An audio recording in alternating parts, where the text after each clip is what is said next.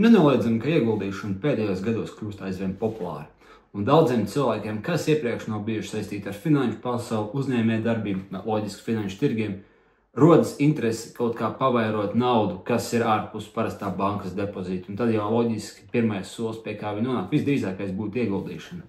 Bet te ir jautājums, vai cilvēki tiešām saprot, ko vispār nozīmē ieguldīšana un kādi ieguldīšanas veidi? Es domāju, ka lielākoties ne. Viņiem vienkārši interesē kāds finanšu produkts, ko viņi ir dzirdējuši, un automātiski viņi pieņem to, ka tā ir ieguldīšana. Bet vai tas tiešām tā ir? Šajā video es būšu mazliet tāds vispārīgāks un mēģināšu aplūkot, kas tad īsti ir ieguldīšana no tādas vispār pieņemtās definīcijas un to, kas cilvēkiem būtu jāsaprot ieguldot. Tāpēc, ka lielākoties es uzskatu, ka cilvēki absolūti jauc to, kas ir ieguldīšana un kas nav ieguldīšana. Bet labi, bez jebkādas lietvārdības vērsim pie ragiem. Pirmkārt, pats labākais jautājums, ko īsti nozīmē ieguldīšana.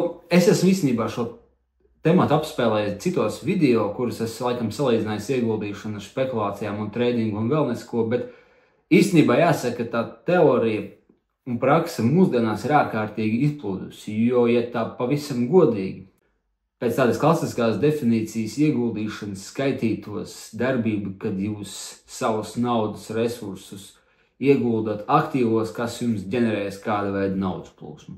Lielākoties tie var būt depozītu procenti, obligāciju komisijas vai kuponu ienākumi un dividendes no akcijām. Tā būtu tā klasiskā definīcija. Ja jūs nopērkat uzņēmumu, jūs saņemat dividendes. Ja jūs nopērkat obligāciju, jūs saņemat tā sauktos kuponu ienākumus. Tā ir ieguldīšana. Un viss, kas būtu ienākums no kaut kādām cenu svārstībām, tā būtu spekulācija.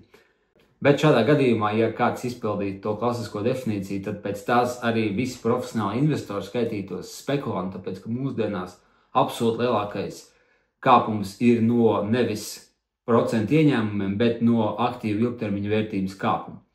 Un īstenībā šeit ir tāds neliels vēsturisks konteksts, kāpēc tas tā ir. Tāpēc, kad vēl kādos no kādiem 30. līdz, ja nemaldos, 60. gadiem Amerikā uzņēmuma korporatīvā politika bija tāda, ka viņi izmaksās dividendes. Bet, ja nemaldos, apmēram 70. un 80. gados notika izmaiņas nodokļu politikā, kas padarīja ārkārtīgi izdevīgu peļņas reinvestēšanu tālāk, lai vienkārši uzņēmumi attīstās. Un līdz ar to uzņēmumi krasi sāk samazināt savas dividendes un reinvestēt peļņu un atpirkt akcijas no biržas mākslīgi, paaugstināt akciju vērtību. Līdz ar to tā visa korporatīvā praksa gāja uz to, kā viņi var maksimizēt akcijas vērtību, nevis izmaksāt peļņu. Un līdz ar to tās visas klasiskās definīcijas, īstenībā nav baigi iedzīgās, tāpēc, kad ja kāds pateiks, ka jūs esat spekulants, tāpēc, ka jūs 10 gadus turat akcijas, ko jums tas izteiks?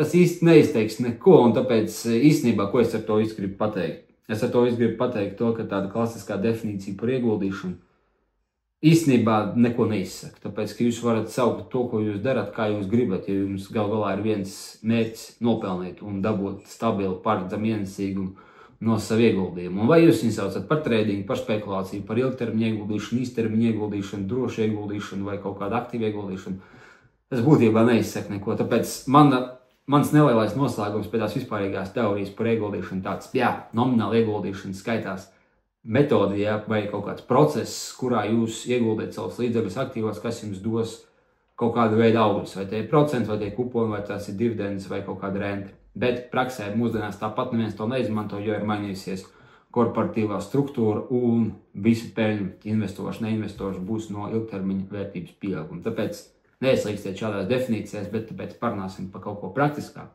Kā tad būtu tāda zināmākās metodas, kā ieguldīt. Un te gan jums vajadzētu saprast starpības starp dažādiem ieguldīšanas veidiem. Jo, ja pat ieguldīšana būtībā ir mērķis, būtībā ir darbība ar mērķi ilgtermiņā nopelnīt, tad veids, kā to izdarīt, veids jau ir svarīgāks. Un šeit mēs sadalīsim to, protams, pašā klasiskajā definīcijā, tie ir aktīvi investori un pasīvi investori. Faktiski šī definīcija tādā mūsdienu izpratnē radās 1949. gadā, kad leģendārais investors un, mūsdienu ieguldīšanas teorijas pamatlicējs Benjamins Grahams to norādījis savā darbā Intelligent Investor. Tajā gadījumā laikam bija Enterprising and Defensive Investor, bet ideja ir praktiski identiska. Respektīvi, viens investoru tips ir vairāk tāds, kas domā par kapitāla aizsardzību un iegulda stabilās, paredzamās jomās un aktīvos, saprotot to, ka viņš nenopelnīs visu naudas pasaules, bet viņš gūs ienesīgumu, ko viņš var paredzēt 5-10 gadu laikā. Un otrs ir investors, kas mēģinās sasniegt maksimālu ienesīgumu no savas darbības. Un šis investors vienkārši valodā runājot meklēs labākās akcijas vai labākos ieguldījumus, kas dos papildus ienesīgumu. Un, protams, kā tas mūsdienās izskatās? Mūsdienās tas izskatās vienkārši. Tie, kas ir pasīvi investori, tie ieguldīs ieguldījumu fondos un produktos, kas jau ietver sevi dažādas stratēģijas. Un, protams, zināmākā no tām ir ieguldīšana indeksu fondos, kad mēs vienkārši nopērkam biržu indeksu un tādējādi mēs esam ieguldījuši visos lielākajos uzņēmumos, pašiem neko nedarot. Un tā stratēģija pat sevi īstenībā ir ļoti laba un paredzama, jo viņi dod stabilu ienesīgumu un cilvēkiem, kas negrib uztraukties par ikdienas akciju tirgus svārstībām, viņi dos daudz labāk nekā viņiem sākotnēji šķiet. Un, protams, tā otra stratēģija būtu meklēt dažādākas akciju ieguldīšanas stratēģijas, vai jūs pērkat liels uzņēmums, kas ir nenovērtēti, vai mazs uzņēmums, kurš strauji aug un būs nākošais Apple vai kaut kāda kombinācija starp abiem diviem. Bet tā doma ir tāda, ka jūs paši darat to smago darbu un jūs ar to centīsieties nopelnīt vairāk nekā pasīvi investori. Kā tas praksē sanāk? Īstenībā praksē tas ir daudz grūtāk nekā varētu likties, jo arī absolūts vairākums profesionālu investoru nepārspēj biržu indeksus un viņa ienesīgums ir labākajā gadījumā tāds pats kā biržu indekss vai mazliet sliktāks, ja jūs paskaitiet fondu pārvaldīšanas komisijas, tāpēc tas ir, kā saka Angļi vai amerikāņi, easier said than done. Bet tās ir tās divas galvenās stratēģijas. Un pie šīm stratēģijām atkal mēs viņus varētu dalīt, cik mēs gribam tajā pasīvos ieguldīšanas jomā. Mēs varam ieguldīt biržu indeksos, mēs varam ieguldīt tikai akcijās, kas ir ne tikai biržu indeks, bet dividendžu akcijas, kas ir izaugsmas akciju indeksi. Es atvainojos, dividendžu akciju fondi, tie, kas ir izaugsmas akciju fondi, tie, kas ir biržu indeksu fondi, tad mēs varam sadalīt, teiksim, starp pasīvām ieguldīšanas stratēģiem, kurā daļa tiek ieguldīta indeksu fondos, daļa tiek ieguldīta obligācijās. No obligācijās arī var ieguldīt korporatīvās obligācijās, var ieguldīt valdības obligācijās un to visu mainīt. Tāpat tam visam piešaut var klāt izēvielu pārvaldīšanu, izēvielu fondus, ja nemaldos, tāda būs precīzāka latviska definīcija, un tādā gadījumā jums var būt daļa ieguldīts korporatīvās obligācijās, daļa ieguldīts akciju indeksos un vēl kaut kāda daļa ieguldīts izēvielās, kas nodrošinās ļoti labu, teiksim tā, aizsardzību pret augstu inflāciju. Jo augstu inflācijas laikā lielākoties akcijām baigi labi neiet, bet izēvielas kāpj. Un arī zelts pēdējos 20 gadus īstenībā nemaz nav uzkāpis tik. Tas ienesīgums īstenībā ir diezgan zelīdzīgs skatīties mans iepriekšējos video, kurus es salīdzināju zelta un akciju indeksus. Tā kā tur ir dažādi veidi, kā strādāt, arī jūs esat pasīvs investors. Un, ja esat aktīvs investors, tad, protams, tur teorētiski iespējas ir bezgalīgas. Jūs varat strādāt ar Rīgas fondu biržas akcijām, Ņujorkas fondu biržas akcijām un visu, kas ir starp abiem diviem. Vai jūs varat arī mēģināt, pat tur treidot, short sellot un darīt, ko tik vēl ne. Un uz papīra jums var būt 100% gada ienesīgums, jo teorētiski tādas iespējas ir un ir traderi vai investori, kas to ik pa laikam sasniedz. Bet vai tas ir tāda atkārtojams iespējama stratēģija, tas būs sarežģīti. Protams, ja es būšu pavisam objektīvs, es teiktu, ka ir investori un ir traderi, kas labi nopelna. Par to nav runas, jo mums ir bijuši neskaitām piemēri katru 10 gadu, kad ir veiksmīgi investori un traderi, kas nopelna ienesīgumus, kas nav izskaidrojami tikai ar veiksmi apstākļu sakritību. Tāpēc to visu nevajag uzreiz mest galā un teikt, ka, ja tev pašam kaut kas ir jādara, tu neko neizdarīsi un viss ir slikti, bet es gribu pateikt to, ka tas ir mazliet grūtāk nekā izskatās. Un, lai darītu to otro jomu, lai pats izvēlētos labākās akcijas, šeit mēs runāsim tikai par ieguldīšanu. Tur tomēr ir jābūt ļoti skrupulozai sistēmai, kā jūs pirmkārt izvēlaties akcijas, kā jūs izveidojat akciju portfeli un kā jūs nomērat ienesīgumu. Jo jums nav jēga darīt visu to smago darbu un laiku un resursu tērēt, lai jūs nopelnītu apmēram tikpat daudz, ja jūs vienkārši ieguldītu S&P 500 indeksā. Un tas te ir svarīgākais.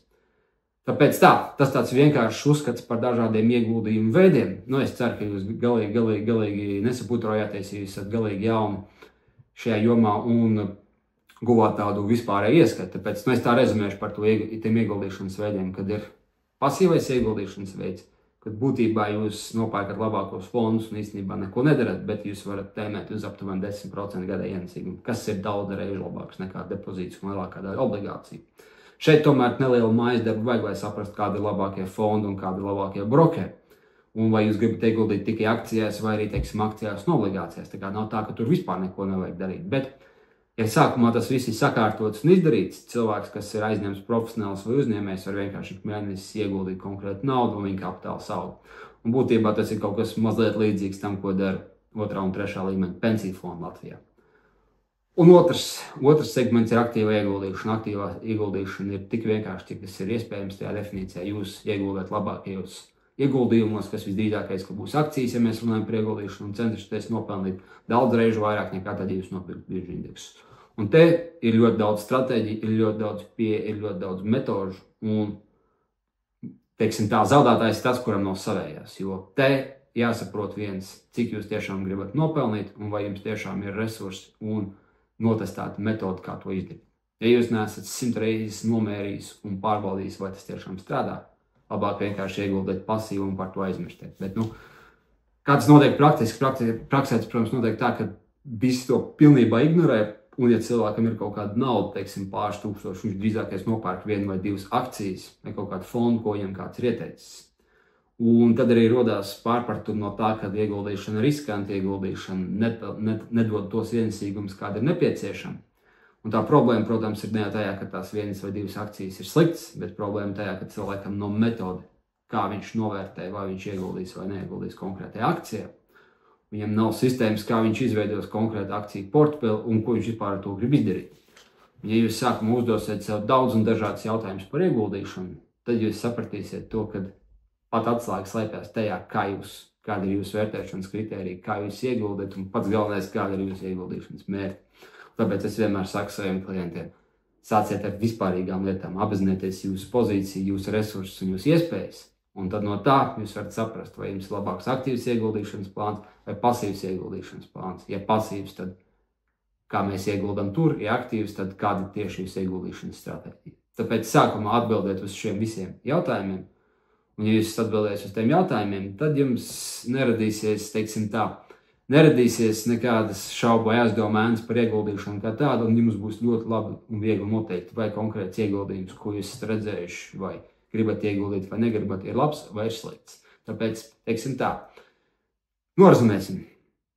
Vispārējā definīcija par ieguldīšanu mūsdienās nav aktuāla, ja neviens viņu neizmanto. Tāpēc sauciet, kā gribiet to, ko jūs dariet, atcerieties to, ko jūs vienkārši gribat nopelnīt. Un, ja jūs gribat nopelnīt ar finanšu tirgiem, visdrīzākais, ka jūs treidosiet vai spekulēsiet, par ko šajā video nav runas, vai ieguldīsiet aktīvi meklējot labākās akcijas, kuru vajag ļoti labu ieguldīšanas stratēģiju un resursus, lai to izdarītu, vai pasīva ieguldīšana, kas ir labāk 90% investoru, jo viņi dod diezgan cienījumu ienesīgumu, ja jūs sākumā izdarat savu mājas darbu un neprasa tik daudz laika un enerģiju. Tāpēc pirms sākiet, uzdodiet sev šos jautājumus un saprotiet, kurā no šiem jomām jūs gribat ieguldīt paši. Vai arī trešais variants, jūs ieguldat 80–90% pasīvajās ieguldīšanas stratēģijās un ar mazām summām mēģiniet spekulēt vai treidot, jeb aktīvi ieguldīt un saprotiet to, vai tās spekulācijas vai treidings dod labāku ienesīgumu vai nedod. Ja nedod, palieciet pie pasīvās ieguldīšanas. Ja dod, tad, protams, ieguldiet vairāk savās stratēģijās, kuras jums strādā.